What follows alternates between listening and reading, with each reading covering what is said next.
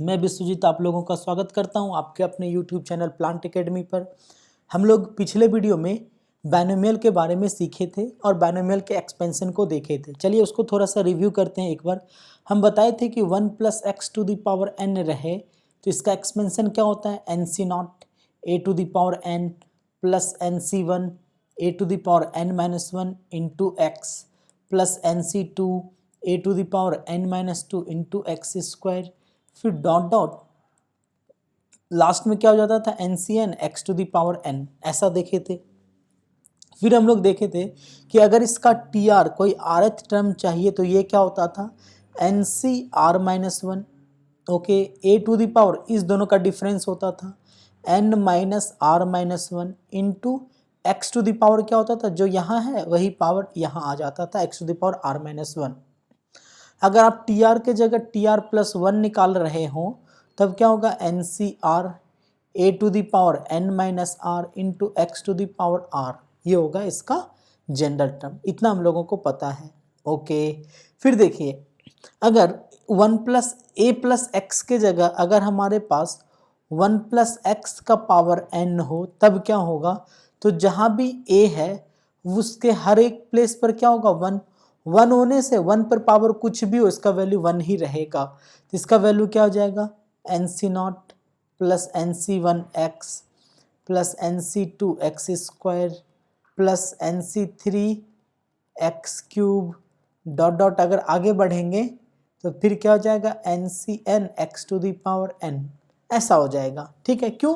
क्योंकि a के जगह 1 रख देंगे तो हर एक टर्म यानी कि 1 समथिंग जितना भी है 1 समथिंग वो 1 ही रहेगा, तो वेरी कौन कर जाएगा x, है ना। तो यहाँ पर तो शुरुआत में x⁴0 है तो x⁴0 है तो यहाँ x होगा ही नहीं, क्लियर है।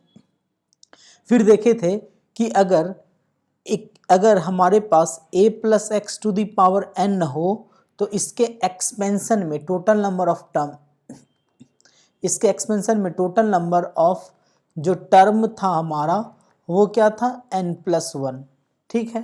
फिर देखे थे कि अगर total number of term n+1 है तो n अगर ऑड है तो दिस इंप्लाइज दैट n+1 क्या हो जाएगा, इवन हो जाएगा, है ना। n+1 क्या हो जाएगा, इवन। अगर इवन होता है तो कितना मिडिल टर्म होगा, 2 मिडिल टर्म होगा, याद रखिएगा 2 मिडिल टर्म होगा, ठीक है। अगर 2 मिडिल टर्म होगा तो फर्स्ट जो मिडिल टर्म होगा हमारा, फर्स्ट मिडिल टर्म कौन सा होगा भाई, तो फर्स्ट मिडिल टर्म हो जाता है डायरेक्टली n+1 इवन है तो आप सोचिए जरा, फर्स्ट जो मिडिल टर्म होगा वो डायरेक्टली n+1/2 2th टर्म, ये फर्स्ट मिडिल टर्म होगा। और सेकेंड मिडिल टर्म क्या होगा, तो सेकेंड मिडिल टर्म होता है हमारा क्या होगा, तो n+1/2 + 1, एक टर्म आगे बढ़ेगा तो अगर इसको देखें तो ये क्या हो जाएगा n+3/2th टर्म, ये हमारा सेकेंड मिडिल टर्म होगा। जैसे आप सोचिए जरा ABCD कितने टर्म है, 4, तो फर्स्ट मिडिल टर्म क्या होगा 4/2, दैट मीन्स दूसरा, देखिए दूसरा फर्स्ट मिडिल टर्म है। दूसरा मिडिल टर्म क्या होगा 2 + 1, दैट मीन्स थर्ड, तो तीसरा देखिए ये दोनों हमारा मिडिल टर्म होगा। याद रखिएगा कि n अगर हमारा ऑड है तो total number of term n+1 ये क्या हो जाएगा, इवन हो जाएगा। तो कितने टर्म हो गए, 2 मिडिल टर्म होंगे। फर्स्ट मिडिल टर्म क्या होगा n+1/2th टर्म और दूसरा मिडिल टर्म क्या होगा n+3/2th टर्म, ठीक है। n अगर इवन होगा तो n+1 क्या होगा, मस्ट बी ऑड, ओके। अगर ऑड होगा तो 1 मिडिल टर्म होगा, याद रखिएगा। कितने मिडिल टर्म होंगे, 1 मिडिल टर्म होंगे।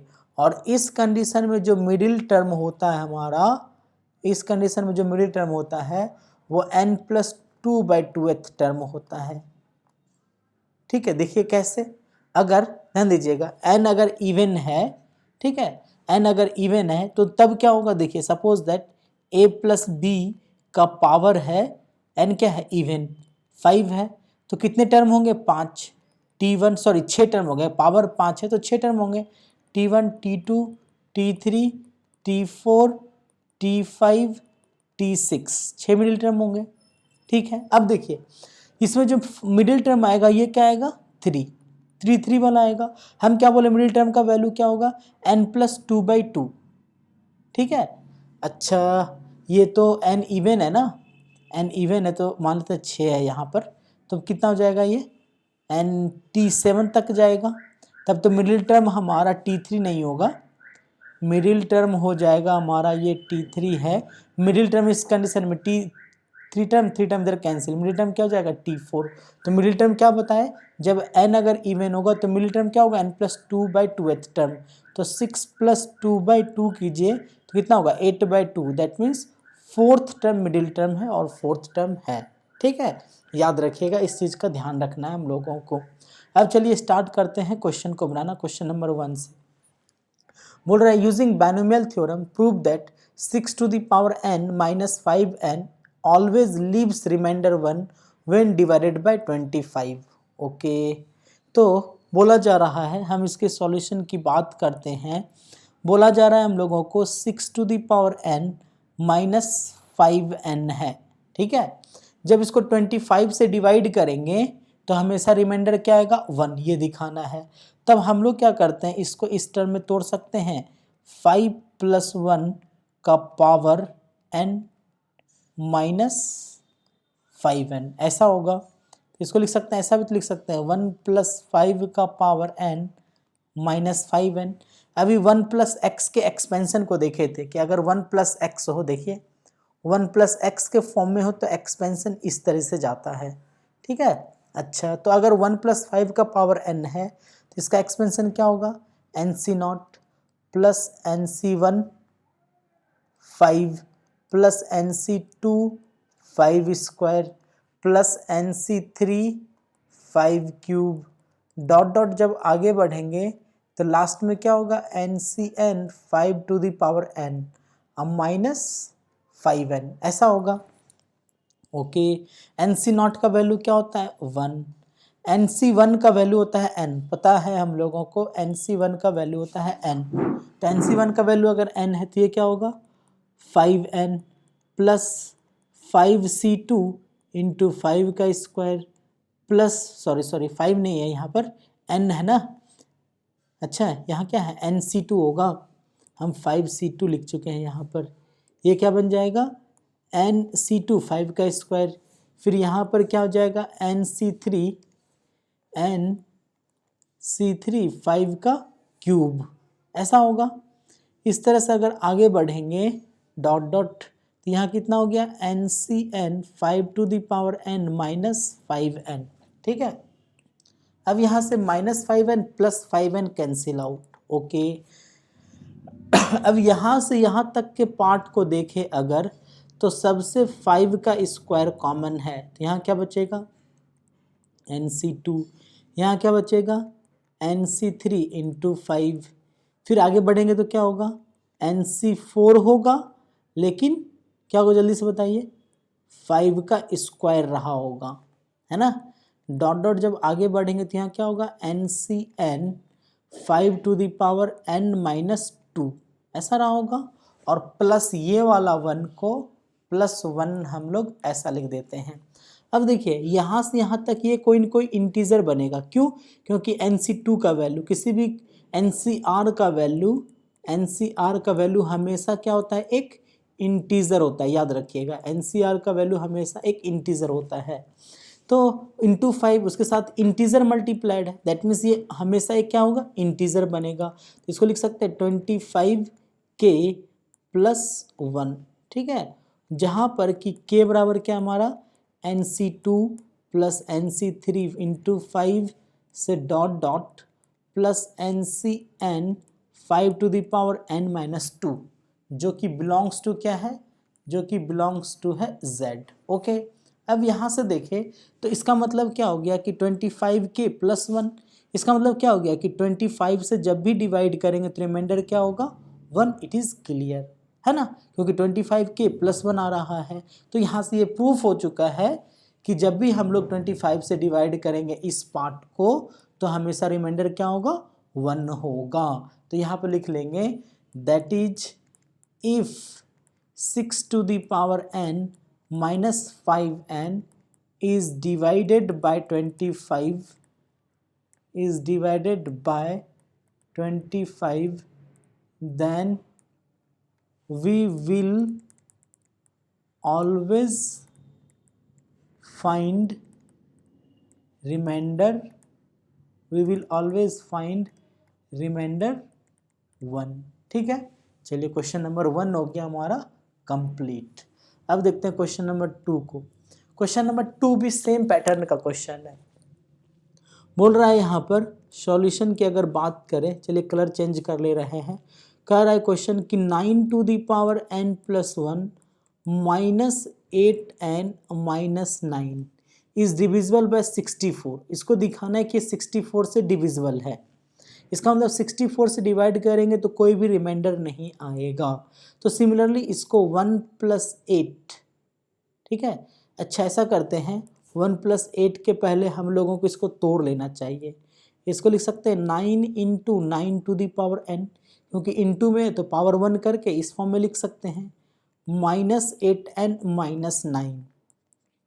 9 × 9 to the power n को 1 + 8 का होल पावर n -8n - 9 ऐसा लिख सकते हैं। ओके, अब देखिए यहाँ पर 9 × इसको फिर हम लोग तोड़ सकते हैं तो क्या होगा NC0 + NC1x, तो NC1 8 + NC2 8²।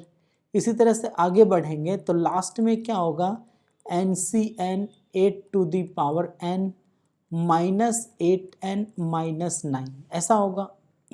अब देखिए NC0 का वैल्यू 1 होता है तो 9 × 1 क्या हो जाएगा 9, प्लस NC1 का वैल्यू क्या होता है n होता है, तो ये कितना हो जाएगा 72n होगा, प्लस 9 × बाकी को हम लोग ऐसा ही रखने देते हैं। ठीक है, 9 × यहाँ से यहाँ तक को अपने ही फॉर्म में छोड़ देते हैं। 9 × 9C2 8², ठीक है, प्लस डॉट डॉट क्या हो जाएगा NCn × 8 to the power n -8n - 9 ऐसा होगा। अब देखिए जरा -9 + 9 कैंसिल, 72n - 8n कितना होगा 64n प्लस 9 × अब देखिए इधर 8² है, इसके आगे क्या रहा होगा 8³ रहा होगा, यहाँ पर क्या रहा होगा तो 9C3 8 का क्यूब रहा होगा, इस तरह से आगे बढ़ा होगा। तो सबसे 8 का स्क्वायर निकाल ले रहे हैं कॉमन, तो यहाँ क्या बचेगा 9C2, यहाँ क्या बचेगा 9C3 × 8। आगे बढ़ेंगे यहाँ पर तो क्या होगा NCn 8 to the power n - 2 ऐसा होगा।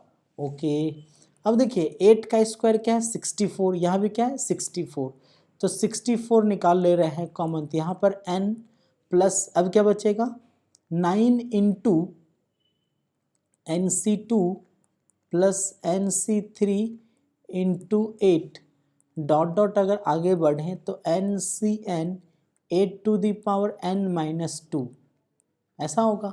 अब देखिए ये भी कंप्लीट एक इंटीजर है, ये भी एक कंप्लीट एक इंटीजर है, क्योंकि n एक इंटीजर रहा होगा यहाँ पर, और क्लियर भी किया है कि n इज़ पॉजिटिव इंटीजर। ठीक है, n क्या है एक पॉजिटिव इंटीजर है, और NCR भी हमेशा एक इंटीजर ही होता है पॉजिटिव वाला। ठीक है, अब देखें अगर यहाँ पर तो हम लोग इसको लिख सकते हैं 64k, जहाँ पर कि k किसके बराबर है तो n plus 9 × NC2 plus NC3 8 dot dot plus NCn 8 to the power n - 2 ऐसा होगा। और ये बिलोंग्स टू क्या रहा होगा z, आप इसको ऐसा भी लिख सकते हैं कि this belongs to z। Okay, तो इसका अब देखिए 64k, इसका मतलब क्या हो गया ये 64 से डिविजिबल है, तो आप यहाँ लिख सकते हैं therefore 9 to the power this -8n - 9 is divisible by 64। ठीक है, therefore 9 to the power n + 1 -8n - 9 is divisible by 64, ये आपको खुद से लिख लेना है। ठीक है, चलिए फिर देखते हैं नेक्स्ट क्वेश्चन को। अब बोला जा रहा है कि prove that this equals to this. Okay, तो LHS को पकड़ते हैं। LHS क्या है हमारा, तो LHS हमारा सिग्मा r इक्वल्स टू 0 से n, okay, 3 to the power r into n C r, ठीक है। अब देखिए सिग्मा का मतलब क्या होता है, तो सिग्मा का मतलब होता है सम, ठीक है। तो सम कहाँ से कहाँ भाई, तो 0 से लेकर के n तक, तो पहले कौन वेरी करेगा, r, इसका मतलब 3 to the power 0 into n C 0, n C not, फिर 0 के बाद क्या होगा 1, 3 to the power 1 into n C 1, 1 के बाद क्या होगा 2, 3 स्क्वायर इंटू एन सी 2, इसी तरह से आगे बढ़ेगा जब, तो कहाँ तक जाना है, n तक जाना है, तो क्या होगा 3 to the power n into n C n, ऐसा होगा। अब इसको देखें तो इसको क्या लिख सकते हैं, n C not into 3 to the power 0 plus n C 1 into 3 to the power 1 plus n C 2 into 3 का स्क्वायर, डॉट डॉट अगर आगे बढ़ेंगे तो यहाँ क्या होगा n C n into 3 to the power n, ऐसा होगा। अब देखें अगर इसको, तो ये हमारा 1 प्लस 3 के होल पावर n का एक्सपेंशन है ना, एन सी 0 3 का स्क्वायर, 3 का power 0, n C 1 3 to the power 1, n C 2 3 square है ना, तो 1 प्लस 3 का होल पावर n का एक्सपेंशन है। इसका मतलब इस पूरे टर्म को हम लोग ऐसा लिख सकते हैं, ये जब आगे बढ़ेंगे तो क्या हो जाएगा 4 टू द पावर n, ये क्या हो गया हमारा RHS। तो इसी को दिखाना था कि this equals to this, okay. फिर देखते हैं नेक्स्ट क्वेश्चन को, बोला जा रहा है कि so that middle term in the expansion of this is this, ठीक है, where n is positive integer, ठीक है। तो इसमें हम लोगों को मिडिल टर्म दिखाना है कि इसके बराबर है। तो अब इसके सॉल्यूशन की अगर हम लोग बात करें तो क्या होगा, देखिए तो गिवन क्या हमारे पास, तो गिवन हमारे पास 1 प्लस एक्स का पावर 2n, तो that is 2n is even, ठीक है, 2n क्या है, इवन है, क्यों, क्योंकि 2 के साथ मल्टीप्लाइड है तो वो इवन ही है। तो total number of term, total number of term in expansion, in expansion, expansion में टोटल नंबर ऑफ टर्म कितना होगा 2n प्लस 1। अब बताइए 2n इवन है तो 2n प्लस 1 क्या हो जाएगा, तो 2n प्लस 1 को लिख सकते हैं कि ऑड रहा होगा तो डेट इज ऑड, ओके। अब 2n प्लस 1 अगर ऑड है तो कितना मिडिल टर्म रहा होगा भाई, तो एक मिडिल टर्म होगा, that is there will be one middle term, है ना, there will be one middle term. अब बताए थे ना कि अगर पावर n हो, 2n इवन हो, तो मिडिल टर्म कौन सा होता है भाई, तो मिडिल टर्म होता है हमारा n प्लस 2/2, देखे थे ना 2n, तो यहाँ पर n की जगह क्या है 2n प्लस 2/2th टर्म, ये हमारा मिडिल टर्म होगा। कैसे, तो देखिए दिखाए थे, हम दिखाए थे यहाँ पर कि n अगर क्या हो, इवन हो, देखिए n अगर इवन है, ठीक है, तो मिडिल टर्म क्या होगा n प्लस 2/2th टर्म, है ना, यानी कि जो पावर है n अगर इवन है तो middle term n plus 2/2th term होगा, ओके। तो अगर यहाँ पर देखे, यहाँ देखे अगर, तो यहाँ पर पावर कितना है 2n जो कि इवन है, तो मिडिल टर्म क्या होगा 2n प्लस 2/2th टर्म। इसको सॉल्व कर देंगे तो क्या हो जाएगा 1 1 कॉमन, 2 2 कॉमन आकर के n plus 1th term middle term है। अब therefore middle term, middle term क्या होगा भाई, तो मिडिल टर्म tn प्लस 1 होगा, tn प्लस 1 का वैल्यू क्या होगा भाई, तो 2n cn होगा, फिर एक यहाँ पर एक जगह क्या है 1, तो 1 का पावर क्या होगा, इस दोनों का डिफरेंस n इंटू फिर क्या है x, x का पावर क्या हो जाएगा, तो x का पावर हो जाएगा 2n, ठीक है। अब देखिए, अब इसको सॉल्व करेंगे तो factorial n bye factorial r factorial n minus r, तो 2n माइनस n इंटू 1 का पावर कुछ भी 1 होगा, इसका वैल्यू क्या हो जाएगा x to the power 2n। अब जब इसको सॉल्व करेंगे तो देखिए लाना किस फॉर्म में है, लाना हम लोगों को ऐसा दिखाना है, ठीक है। चलिए, तो 2n को क्या लिखेंगे 1 into 2 into 3 into 4 into 5 into 6 dot dot कहाँ तक जाएगा, तो डॉट डॉट जाएगा ये 2n तक, बाय क्या होगा फैक्टोरियल n, फिर into factorial n into x to the power 2n, ऐसा होगा। ओके, लाना कैसा है, तो 1 इंटू 3 इंटू 5 इंटू 2n, फिर यहाँ पर इंटू 2n फैक्टोरियल n, इस फॉर्म में लाना है। ओके, तो अब देखिए क्या करते हैं यहाँ पर, अब यहाँ पर देखें अगर तो क्या होगा, इवन वाले को अलग कर लेते हैं। ठीक है, क्या कर रहे हैं हम लोग यहाँ से, इवन वाले को अलग बना ले रहे हैं। तो पहले इवन वाले को अलग लिख रहे हैं, 2 इंटू 4 इंटू 6 इंटू 8, इस तरह से कहाँ तक जाएगा इंटू 2n तक, इवन वाला अलग लिख लिए। ऑड वाले को अलग लिख लेते हैं, तो ऑड क्या है 1 into 3 into 5 dot dot 2n तक गया है, तो ये इवन है। इसके पहले यहाँ पर एक ऑड रहा होगा, तो वो ऑड क्या रहा होगा 2n माइनस 1 रहा होगा, वो वाला ऑड। ओके, बाय कितना हो गया factorial n into factorial n, ठीक है, और into x to the power 2n। अब देखिए, अब ये सबसे 2 कॉमन निकाल ले रहे हैं, तो यहाँ से यहाँ तक में कितने टर्म होंगे, n टर्म होंगे। अब याद कीजिए हम बताए थे कि जब इससे 2 कॉमन निकाल लेंगे तो बाहर में क्या आ जाएगा 2 टू द पावर n, यहाँ क्या बचेगा 1 into 2 into 3 into 4 into dot dot into n, है ना। बाय क्या होगा factorial n into factorial n into फिर क्या बचेगा 1 इंटू 3 इंटू 5 डॉट डॉट कहाँ तक जाएगा, तो इंटू 2n माइनस 1 तक जाएगा into x to the power 2n।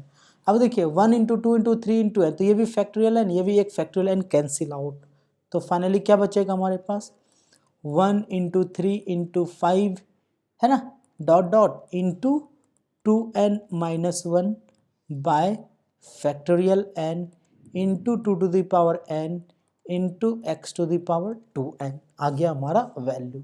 ठीक है, देख लीजिए, ये जो 2n लिख दिया है ये मिस्टेक रहा होगा, ये actually 2 to the power n रहा होगा। ठीक है, क्लियर है, चलिए कोई प्रॉब्लम नहीं है, ये भी हो गया हमारा क्वेश्चन कंप्लीट। अच्छा, एक चीज़ हमारा यहाँ पर गड़बड़ हुआ है, क्या गड़बड़ हुआ है, ये जो n है पावर यहाँ 2n लिख दिए हैं, 2n तो नहीं आएगा ना, पावर क्या आएगा n आएगा यहाँ पर। ठीक है, तो ये हर जगह पावर n चलेगा, यहाँ पर भी पावर क्या चलेगा n, यहाँ भी पावर n, यहाँ भी पावर n, यहाँ पर भी पावर n होगा, क्योंकि हम लोगों को पता है कि T R plus n plus 1 term निकालेंगे तो जो यहाँ होता है पावर, वही पावर उठ के यहाँ आता है, तो x to the power n ही होगा। ठीक है, क्लियर है, चलिए फिर देखते हैं एक और क्वेश्चन को, ये लास्ट क्वेश्चन है, फिर इसके आगे कल पढ़ेंगे हम लोग। बोल रहा है find the coefficient of this in the expansion of this. ठीक है, तो इसके सॉल्यूशन की बात करते हैं। हम लोगों को इस टर्म का कोफिशिएंट चाहिए इसमें, तो मान लेंगे let rth term has x to the power 6 into y cube in x plus 2y के होल पावर 9 में rth टर्म जो है इस टर्म को रखता है। तो देयरफॉर अगर यहाँ से टी आर निकालेंगे तो टी आर क्या होगा 9c r minus 1 into x to the power, x का पावर क्या होगा इस दोनों का डिफरेंस, इस दोनों का डिफरेंस करेंगे तो क्या हो जाएगा 10 माइनस आर इंटू 2y, तो 2y का पावर क्या हो जाएगा, जो यहाँ है वही पावर यहाँ आ जाता है r माइनस 1। अब देखिए अकॉर्डिंग टू क्वेश्चन की बात करें तो इसी टर्म के पास x टू द पावर 6 है और इसी के पास 10 माइनस आर है, तो according to question 10 minus r निश्चित है कि वो 6 के बराबर रहा होगा, तो r का वैल्यू कितना हो गया 4। अगर आप चाहते तो y को भी इक्वेट कर सकते थे, अगर y का वैल्यू देखें तो 3 है, यहाँ पर y का वैल्यू क्या होता r माइनस 1, फिर भी r माइनस 1 को 3 के बराबर कर दे तो r का वैल्यू क्या आता 4 ही आता। ठीक है, चलिए r का वैल्यू 4 आ चुका है, तब देयरफॉर t4 निकाल लेंगे, तो t4 निकालेंगे तो क्या हो जाएगा 9c3 into x to the power 6 into 2y का पावर कितना हो जाएगा r-1, तो ये कितना हो जाएगा 3। अब यहाँ से सॉल्व करें तो ये 2 क्यूब क्या हो जाएगा 8 into 9c3 okay into x⁻6y³। ठीक है, तो हम लोगों को कॉफिशेंट चाहिए, इसका कॉफिशेंट चाहिए, तो कॉफिशेंट मतलब जो इसके साथ गुना है, तो देयरफॉर रिक्वायर्ड कॉफिशेंट जो होगा आपका वो क्या हो जाएगा 8 इंटू 9c3। ठीक है, चलिए इसके आगे फिर कल कुछ और क्वेश्चंस डिस्कस करेंगे। फिलहाल आप इतना अच्छे से सीख के रखिए और अपने एनसीईआरटी को सॉल्व कीजिए, सारा क्वेश्चन बनेगा। चलिए ठीक है, पढ़ते रहिए, खुश रहिए, और अच्छा लगा हो तो लाइक ज़रूर कीजिएगा, और आप न्यू हैं तो प्लीज़ सब्सक्राइब करके रख लें, क्योंकि हम होल सिलेबस कंप्लीट करेंगे आप लोगों का। हम लोग बहुत दूर तक बढ़ भी चुके हैं, बस अब थोड़ा सा बचा हुआ है। चलिए तब तक के लिए बाय बाय।